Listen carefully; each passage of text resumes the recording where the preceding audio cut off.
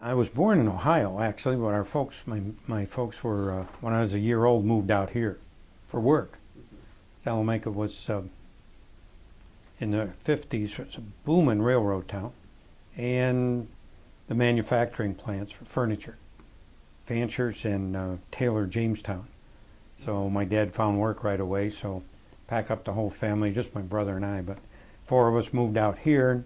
And actually, I lived right on River Street here. I grew up, even before this building was built, in Salamanca. I went to St. Pat's grade school, Salamanca High School, and that was right in the middle of Vietnam, so I got drafted right out of high school.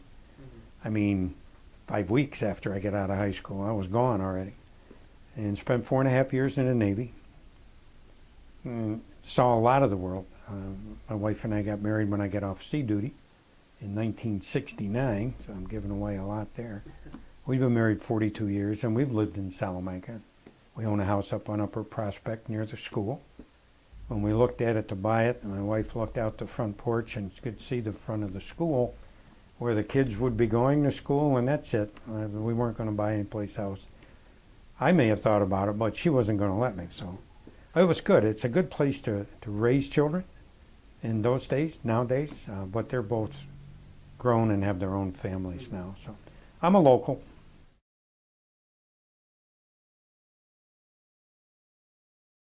Diversity, I guess. The 4 seasons of the year, we get picturesque, dominant explanations and showtime on it's spring, it's fall, it's winter. So it's not boring weather. And there's always something. If you don't like the weather, wait 10 minutes. It'll change. It's a good place to raise kids.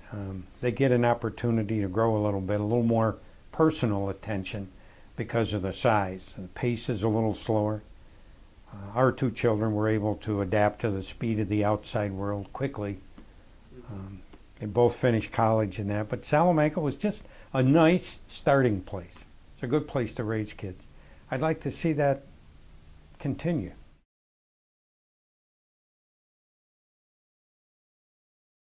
The big difference between then and now, we don't have the population to support a lot of things that used to happen in those days.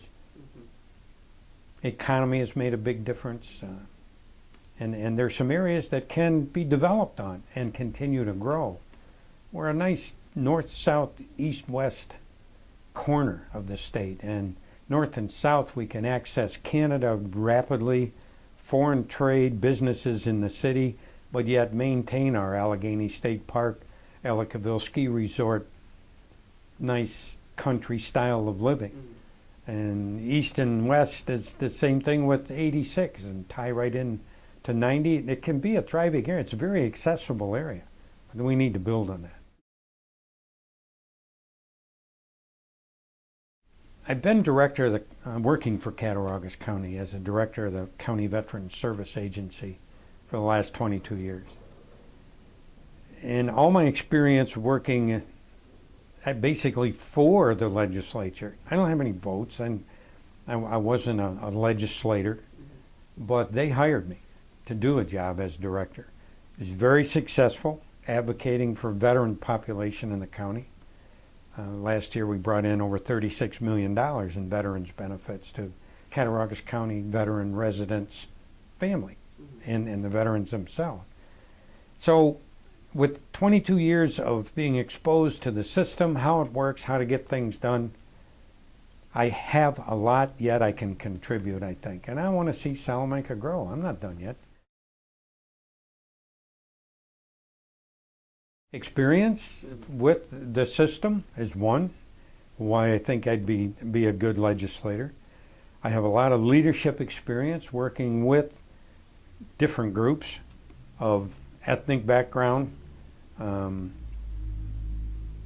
military folks, and any entities dealing with those political realms. We've changed, I've been able to change 2 federal veteran benefit laws because they were unfair as they were written and passed by Congress. So leadership skills. I was dean of the American Legion College for the state of New York for 6 years. Grew that and it was good when it started. I like to think I made it better. Left folks to take over that were now well trained.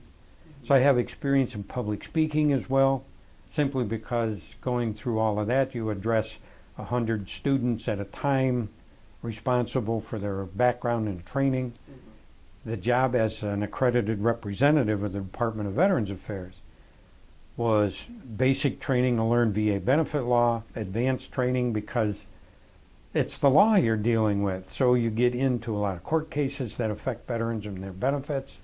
So you had to learn how to deal with highly educated people in the legal field, politicians, because Congress is the one that passes these laws.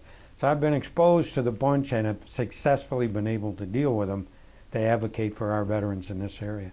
That advocacy skill is important. You have to learn how to communicate with people. And I think I have some pretty good skills at that. Biggest thing we've already touched on is jobs.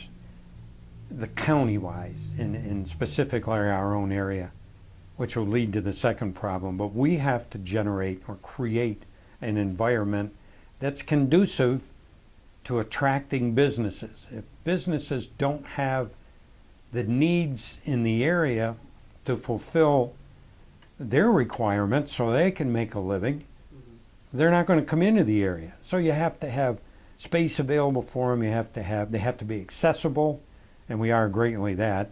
Although our boundaries on the southern end are locked in with Allegheny State Park, there's no growth there. But the rest of the area, the environment has to be with an infrastructure and receptive to them.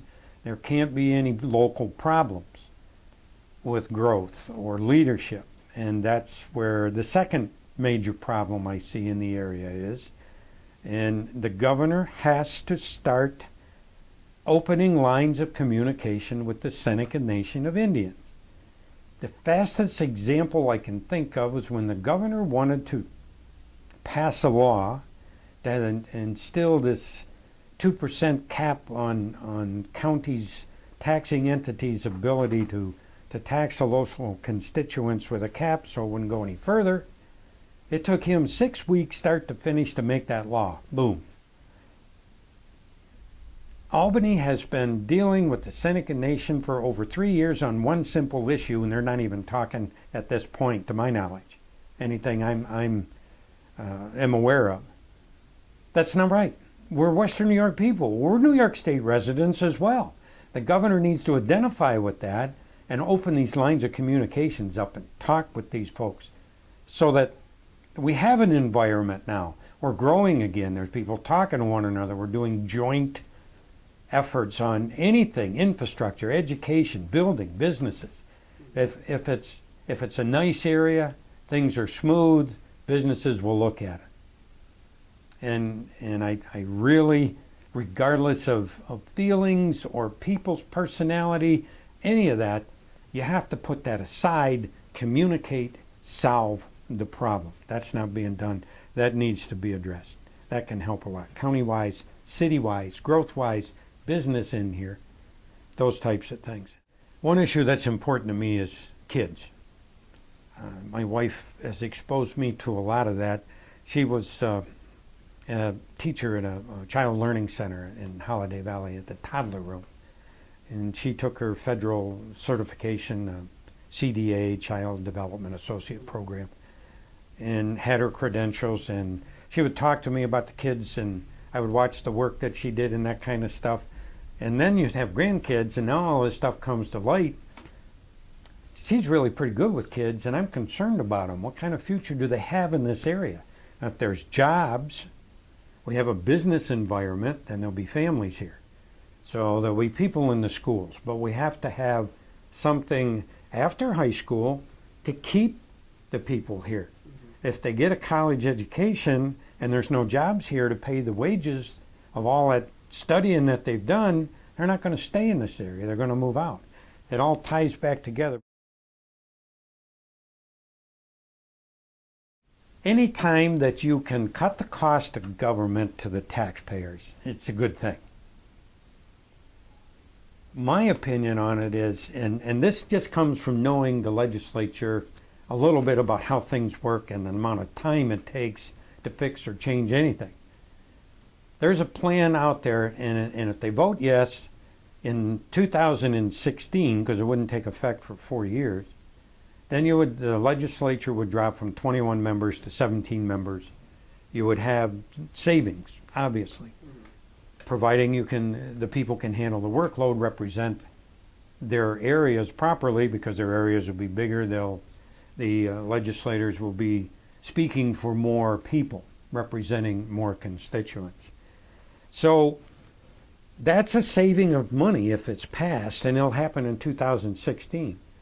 If you vote no on it, there's no savings, because in 2016 it stays at 21 legislators. It doesn't change.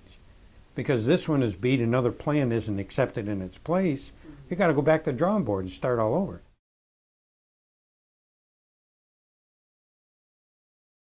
Right now, I think they're on very good balanced terms politically speaking wise, as far as the Seneca Nation is concerned. So to remedy a problem that doesn't exist, no. But the county wants to help the nation and open up any lines of communication with the governor, if that's what it takes, or the city, the Seneca leadership itself. I know a lot of the leadership folks at the county level. We have some very intelligent people, open-minded, concerned. There's monies set aside that belong to the county to replace lost revenues from property taxes that come off the rolls. But that's something you deal with. There's no animosity, there's no problems. At the city level, that's going to take the governor's intervention to solve the problem that the nation has.